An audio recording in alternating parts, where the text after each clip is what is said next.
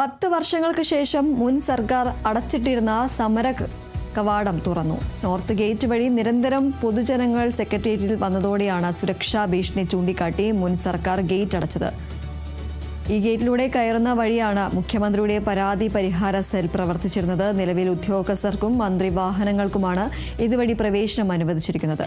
Kerala സെക്രട്ടേറിയറ്റിന്റെ north ഗേറ്റിലാണ് പൊതുവെ സമര gate എന്ന് വിളിക്കുന്നത്. സർക്കാരിനെതിരെ നടത്തുന്ന സമരങ്ങളും പ്രതിഷേധങ്ങളും ഈ ഗേറ്റിന് മുന്നിലെന്നാണ് ഈ പേര് വന്നത്.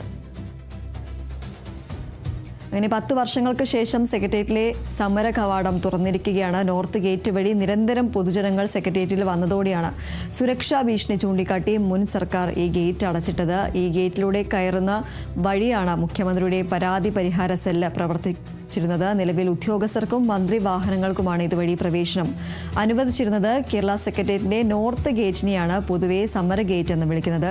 സർക്കാരിനെതിരെ നടത്തുന്ന സമരങ്ങളും പ്രതിഷേധങ്ങളും ഈ ഗേറ്റിന് മുന്നിലായതിനാലാണ് ഈ പേര് വന്നത്.